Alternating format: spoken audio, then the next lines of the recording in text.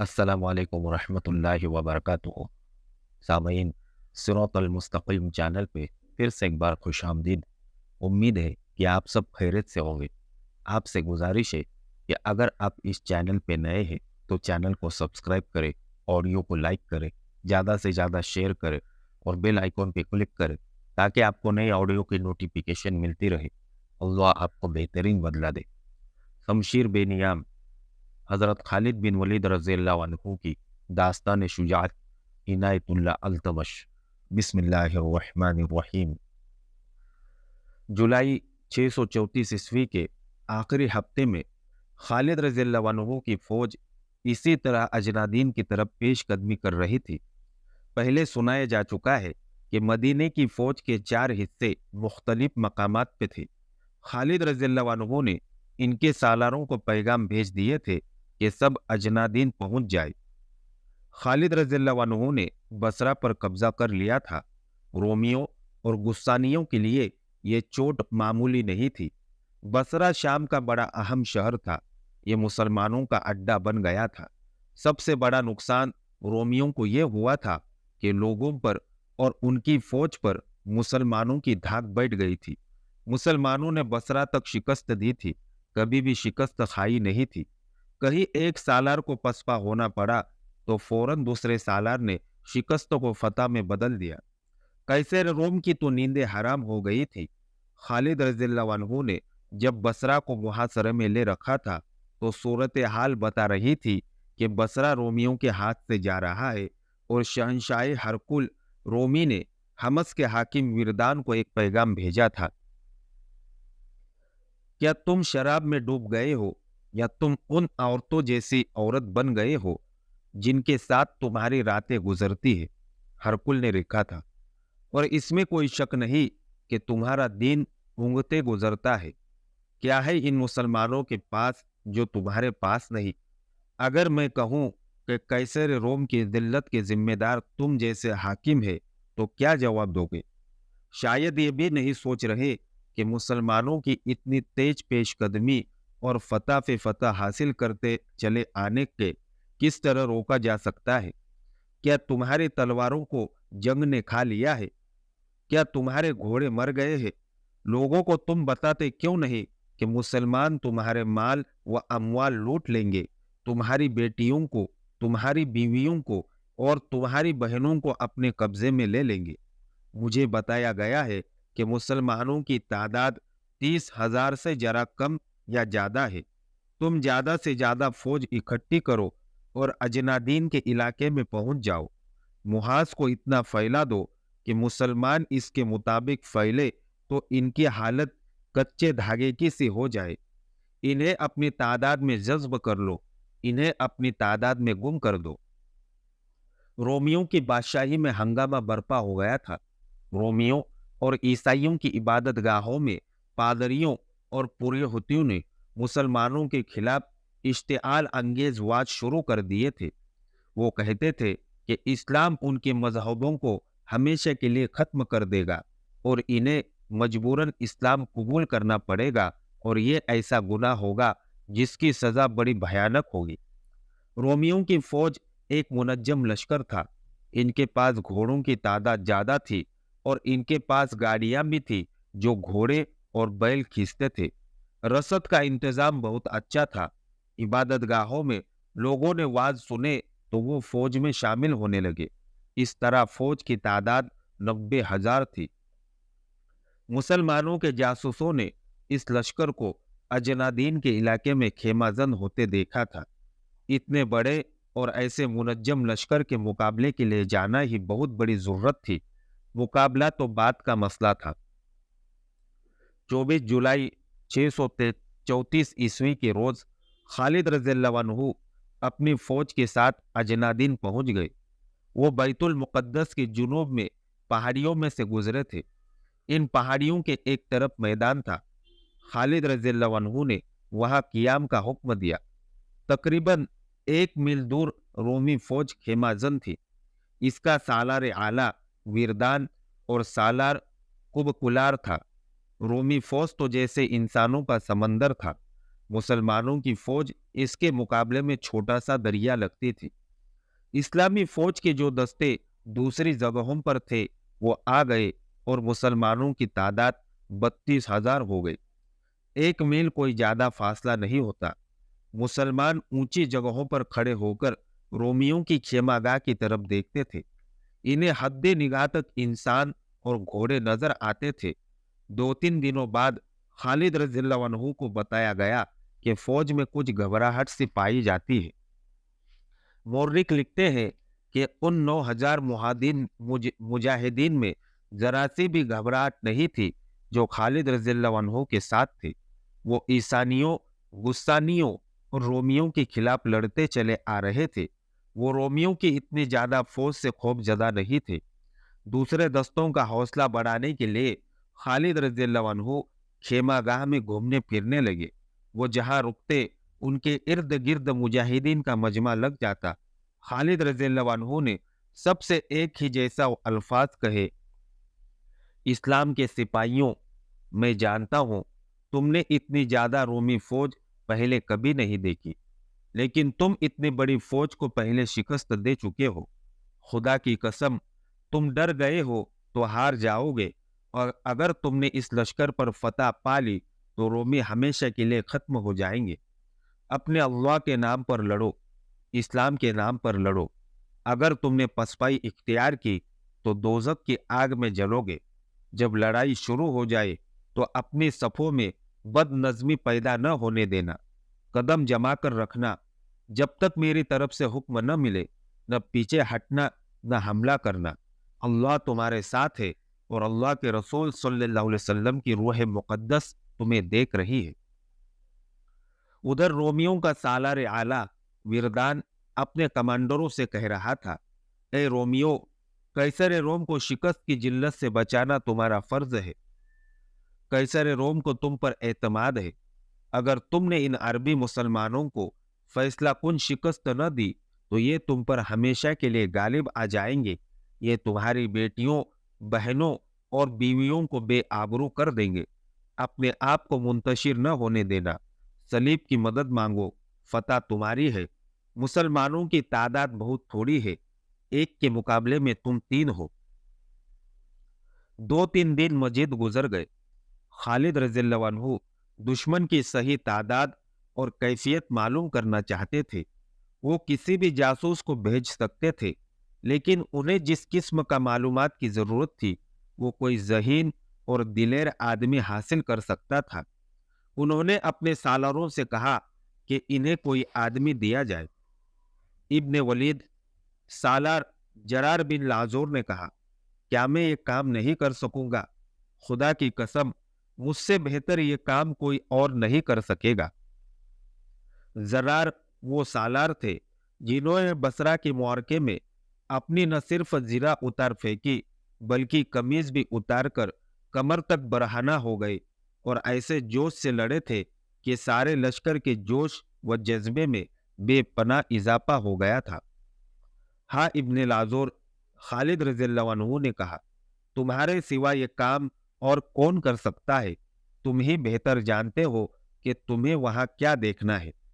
जरार ने कमीज उतार फेंकी और कमर तक बरहना हो गए। वो घोड़े पर सवार हुए तो खालिद रज़ियल्लाहु अन्हु और दूसरे सालारों ने कहा लगाया, खुदा हाफिज मेरे रफीकों। जरार ने हल्की से एड़ लगाकर कहा, अल्लाह तुझे सलामत रखे इब्ने लाजोर। खालिद रज़ियल्लाहु अन्हु ने कहा। रोमियों की खेमागाह के करीब एक ऊंची टेकरी थी। जरार ने घोड़ा नीचे छोड़ा और टेकरी पर चढ़ गए। मुसलमानों और रोमियों की खेमागाहों के दरमियान 1 मील इलाका खाली था। दोनों फरीकेन की गश्ती संतरी इस इलाके में गश्त करते रहते थे। ये संतरी घुड़सवार होते थे। जरार को रोमियों के गश्ती सवार नहीं देख सके थे। जरार टेकरी पर चढ़े तो दूसरी तरफ रोमियों के संतरी मौजूद थे। उन्होंने जरार को देख लिया। जरार तेजी से नीचे उतरे और कूदकर घोड़े पर सवार हुए। इन्हें पकड़ने के लिए रोमी सवार टेकरी के दोनों तरफ से आए।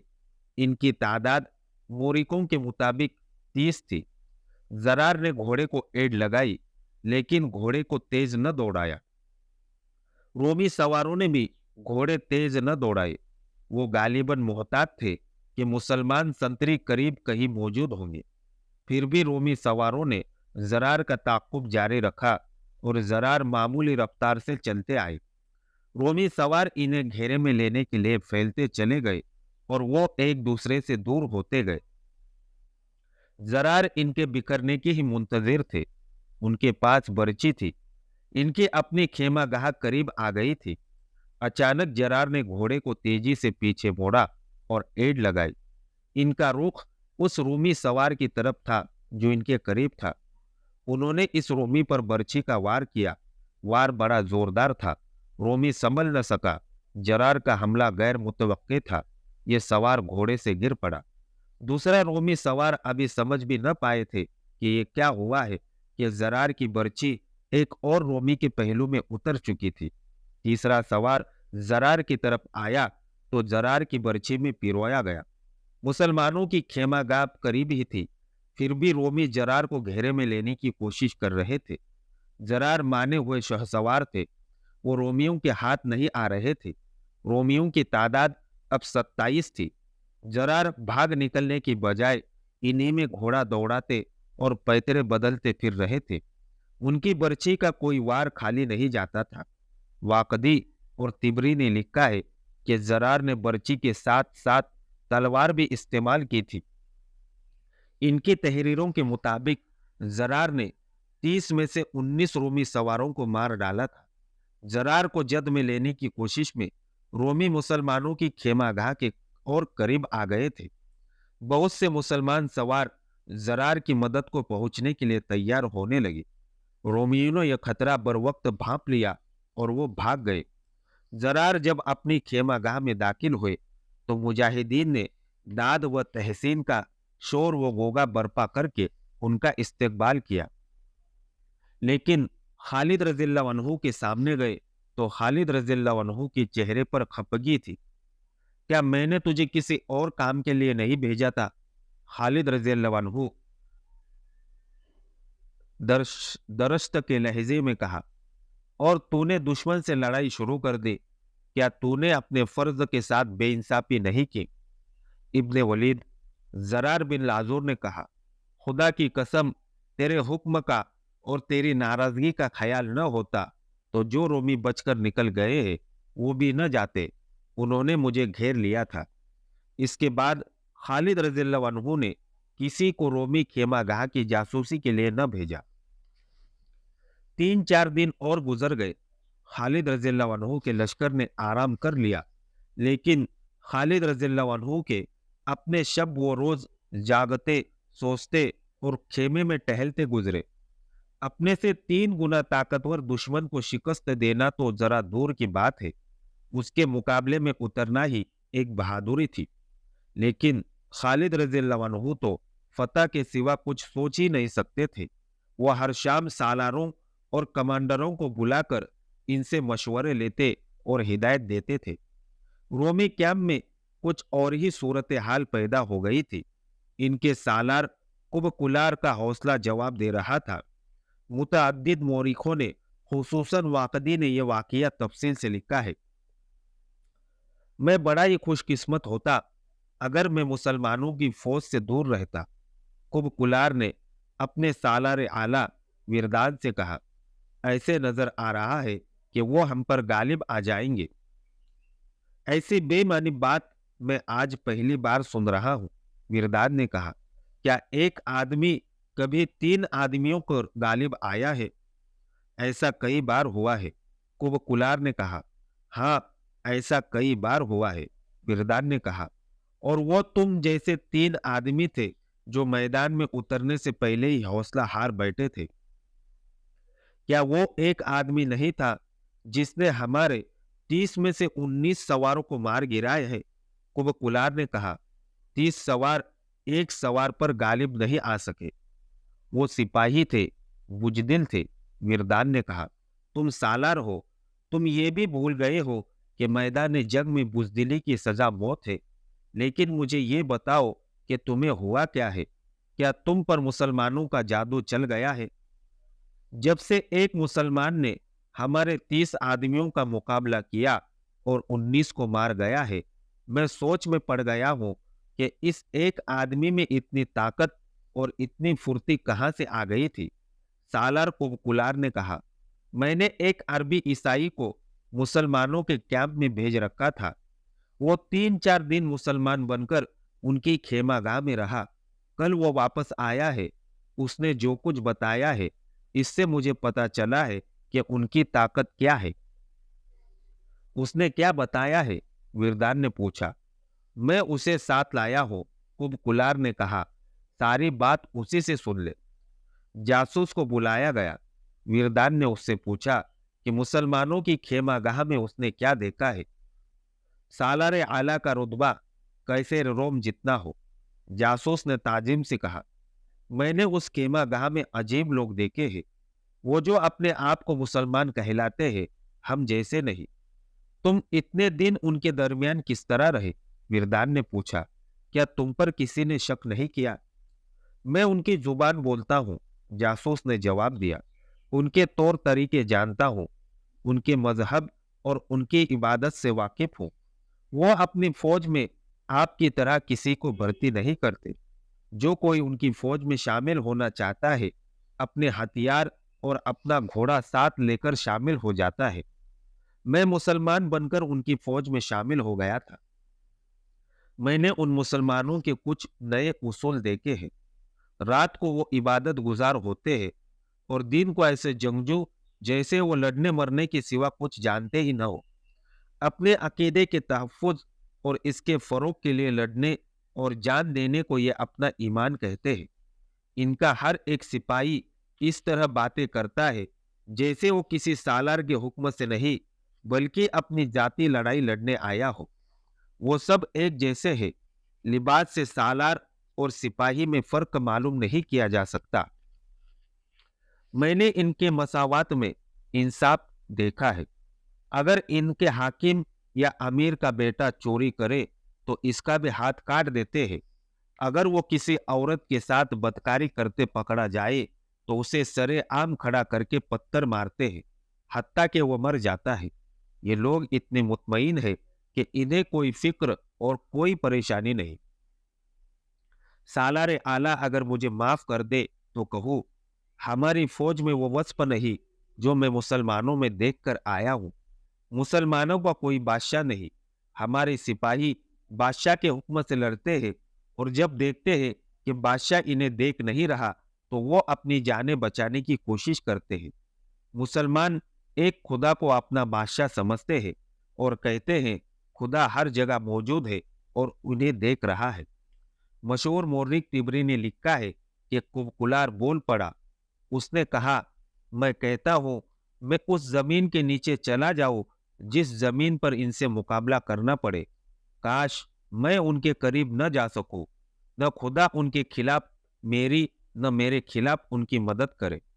वीरदान ने कुलार से कहा कि उसे लड़ना पड़ेगा, लेकिन कुलार का लड़ने का जज्बा मान पड़ गया था। 27 जमादुल अव्वल 13 हिजरी 29 जुलाई 634 ईस्वी की शाम खालिद रज़ियल्लाहु अन्हु ने अपने सालारों को आखिरी हिदायत दी और अपने लश्कर की तकसीम कर दी। 28 जमादिउल अव्वल 13 हिजरी 30 जुलाई 634 ईस्वी को मुजाहिदीन ने रोजमर्रा की तरह फज्र की नमाज बाजमात पढ़ी। सब ने गिड़गिड़ाकर बड़े ही जज्बाती अंदाज से दुआएं मांगी। बहुत से ऐसे थे जिनके आंखों में आंसू आ गए। इनमें से न जाने किस किस की ये आखिरी नमाज थी। नमाज के फौरन बाद इन्हें अपने अपने दस्तों के साथ उन जगहों पर चले जाना था जो उनके लिए गुज़िश्ता रात मुकर्रर की गई थी। सूरज निकलने से पहले पहले खालिद रज़ियल्लाहु अन्हु का लश्कर अपनी जगहों पर पहुंच चुका था।